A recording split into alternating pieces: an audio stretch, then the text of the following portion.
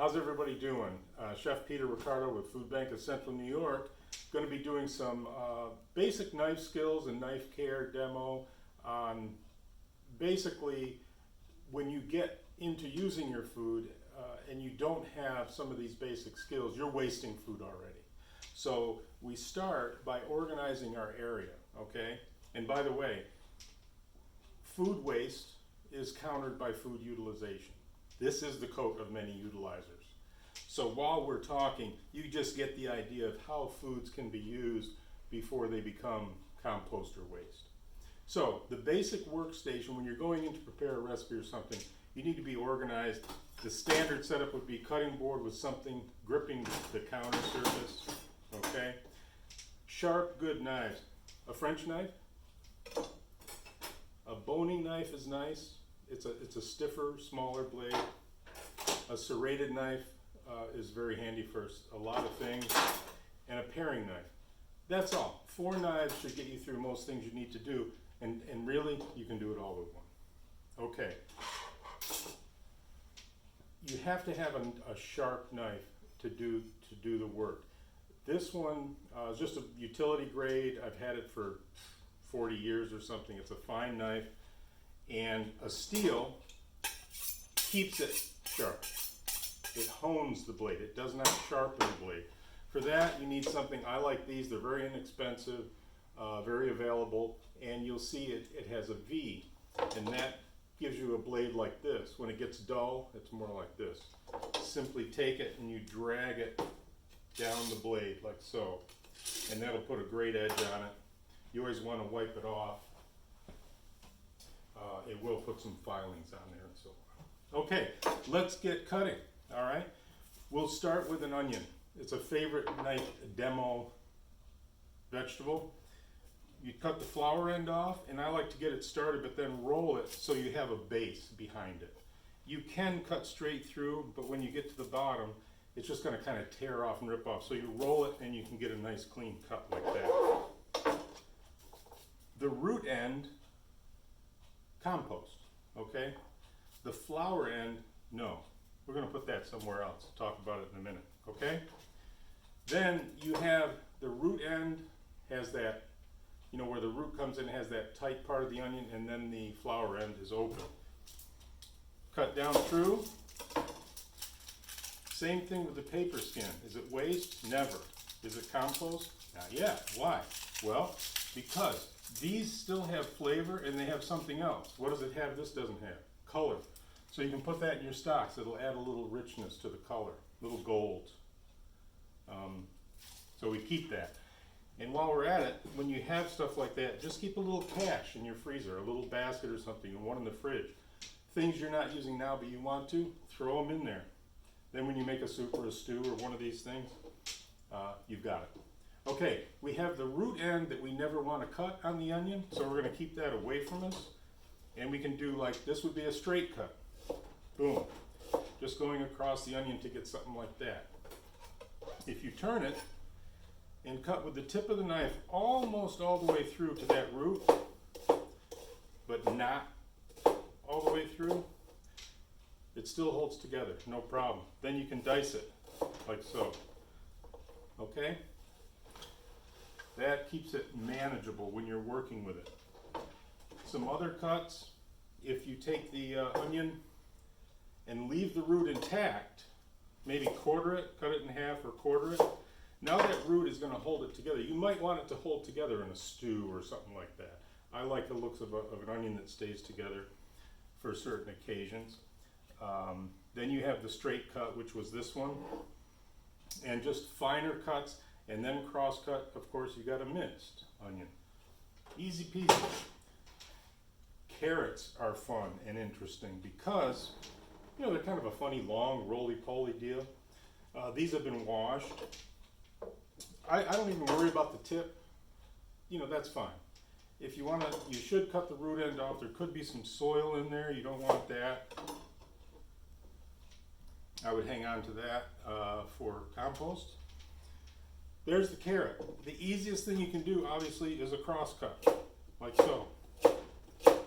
Okay, get little carrot coins. If you just turn it 45 degrees or whatever. That's a bias cut. And you're going to get, you know, something. Nice thing about that is it won't roll off the cutting board. So you're chasing it around the kitchen. Chinese oblique is usually next, where you're just cutting it, roll it about a third of the way. See what I'm doing? It just gives you some more surface area. It's kind of a nice rough cut for stew and soup. Chinese oblique. If you are going for a finer cut, a dice or whatever, you never want to work with anything more than about the third of the length of your knife, which is about where we are, okay? When you have that length, it's easier to work with, more manageable. Always start, let's say you want to make a 3/8 inch dice. So you cut a 3/8 inch very carefully because it's rolling. It could roll. Once you cut that one piece, boom, it's stable. Set it down flat, make some more 3/8 inch cuts till it gets top heavy, unstable, roll it over again, make a cut. Then you got 3/8 inch slabs that you're just going to continue to cut, so on. So you have Jardiniere, which is like carrot sticks. I'm formally trained, so I'll use some French terms. Don't worry about it. It's a carrot stick. We call them Jardiniere. So then you can dice it. Where's the carrots? Here we go. So again, like a coin cut, bias, oblique. You got the Jardiniere, diced from cutting that up. If you find julienne for a matchstick and then dice it, that would be called brunoise or a fine dice. Okay, that's the carrot. Celery, really kind of an odd vegetable. Grows in these ribs. Typically when you get it, the ends are all dried off. Sure, let's get rid of those. Compost at the very least. I probably would put it with this category here, which is other trimmings that you can put under a roast. Put them in the stock. Little brown, it's still going to work. The other end, what I like to do is you trim that root piece off. That's the only waste you're going to get right there. Because why? Well, I should have gone a little tighter. Perfect. Now we've gotten rid of that root, and we're going to cut about 1/8 of an inch. And what happens? Ribs are going to start falling off. Let's cut another 1/8. Okay, see what I'm doing? You're getting more ribs. Now it's clear. Okay, they're all separated. And I'm telling you, these little root pieces, if you julienne those really fine, put them in a salad, the flavor's amazing. Really strong, but not bitter celery flavors, so you can utilize those. Straight cut on a celery, no problem. You're going to get that dice. You've got the bias, remember? And all these cuts, are we getting too fancy for the home kitchen? I don't think so. Because sometimes when you cut the vegetable a different way, you're going to say, oh, that would be great in this dish or that dish. You might inspire you a little, especially if you're working with end-of-life product and you're just trying to throw together something. I like a double bias. Okay, so we're going to turn the knife once, and then we're going to angle it again. And you cut it that way. You with me? That gives you this sort of little shrimp-shaped celery. So that's how I cut it when I make Creole. When I make shrimp Creole, I cut it like that. What else? Let's get the plate. Okay, celery. Jardiniere or sticks, they're cut up into diced. And we have the double oblique, the double biased and so on. I saved the leaves and stuff in the middle. Again, if you pull those out, maybe at the end of the recipe you do some fresh celery leaves in the soup or in a salad. Dynamite. You want to utilize those. I'm taking a sip, sorry. What do we do next? Pepper. Peppers are kind of unique. They're a very unusual shape. Thank you. Very unusual shape. Especially if you're in a room full of chefs, you're going to get 10 different ways to cut a pepper. I kind of like to just trim off the bottom, which gives you that sort of deal. Okay? I save that for small dice. Then you can go around and cut along the ribs to get 4 very flat, very manageable pieces of pepper that you can, and always cut pepper with the skin down. That's what's going to dull your knife. That skin is very tough. So you want that against the cutting board. I didn't mention it specifically, but proper holding of the knife. You've seen 3 fingers around the handle, 4 finger and thumb around the knife, which gives you better feedback. It'll sort of telegraph the position of the blade to you, and you want to know where that blade is going. You hold your hand like a claw, or like you're holding a baseball or something. Because why? Your knuckles, when they're up on that part of the knife, I could do that all day, not going to hurt a thing. If I start holding stuff like that, what's the first thing that's going to get under the knife, right? So keep it like this. Know where that blade is all the time. And we're just going to let the knife run, meaning like this. If you hear a lot of that, that's not great technique. The knife will do much better if it's running along the food, like so. All right, good. So we got pepper. Don't forget, I'm not going to waste that. We got about 4 cuts there. 1, 2, 3, 4. To get those little corners, we're going to use those. Absolute. Any of this pulpy stuff, keep it for stock and whatnot. Good shape. Okay, for pepper. Let's move on. How about a potato? Which I didn't save an extra one. But you get the idea.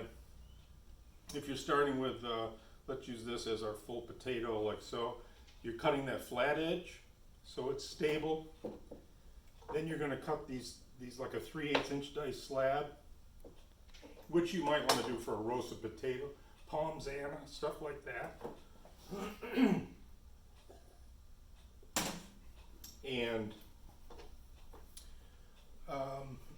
a straight cut across, scalloped potatoes, maybe a large cottage fry or something like that. If you quarter the potato, some people would like that cut for home fries, soup, stew.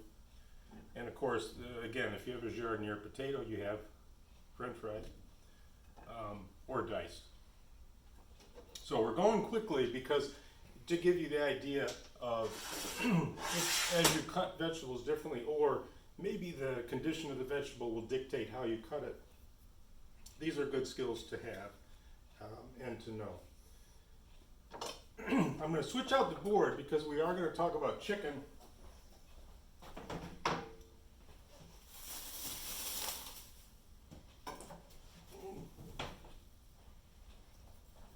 If you can stand it, this is a chicken these days. This is a monster. It's got to be a 5 or 6 pound chicken. So when we cut it, I cut it to get a half, basically by cutting the backbone out. Then you flatten it and you will get, this is a chicken breast. It's like a side of beef, for God's sake.